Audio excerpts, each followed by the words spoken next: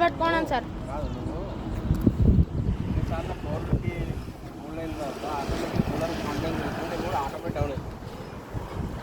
ఎన్నిసార్లు back food ఎందుకు వెళ్తున్నావు? ఫాస్ట్ బౌలింగ్ బ్యాక్ ఫుడ్ వెళ్తున్నా, మొత్తం ప్రతి బాల్ ఇట్లా అంటున్నావు, అందులో బౌల్ అవుతుంది. సరే వాడు బయట వేస్తున్నాడు, బయట కూడా వేస్తున్నాడు, వికెట్ వేస్తున్నాడు, నువ్వు ఇట్లా బ్యాక్ ఫుడ్ వెళ్తున్నా కదా బౌల్.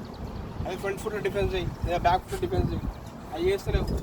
అలా నువ్వు ఏం చేస్తున్నావు? బాల్ జడ్జ్ చేసేది బాల్ రిలీజ్ చేసినప్పుడు బాల్ జడ్జ్ చేయాలి. నువ్వు అక్కడ రిలీజ్ చేసి జడ్జ్ చేయకుండా బాల్ పడ్డాక జడ్జ్ చేసుకుని ఆడే వరకు పోలేదు. అది అట్లా కాదు కదా గేమ్ బాల్ ఎక్కడ వాడు ఎక్కడ రిలీజ్ చేస్తాను దాన్ని బట్టి నువ్వు రెడీగా ఉండాలి, జడ్జ్ చేసి కొట్టేయాలి. ఇది చాలామంది చేసే మిస్టేక్ ఇదే. దాన్ని రెక్టిఫై చేసుకొని ఆడు, కాన్ఫిడెన్స్ పెంచుకొని ఆడు.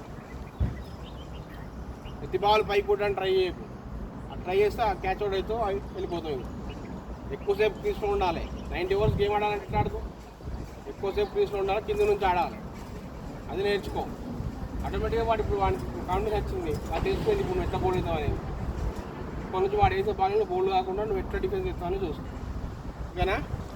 టెన్షన్ వాడకు, వస్తుంది గేమ్, ప్రాక్టీస్ చేయాలి అంతే.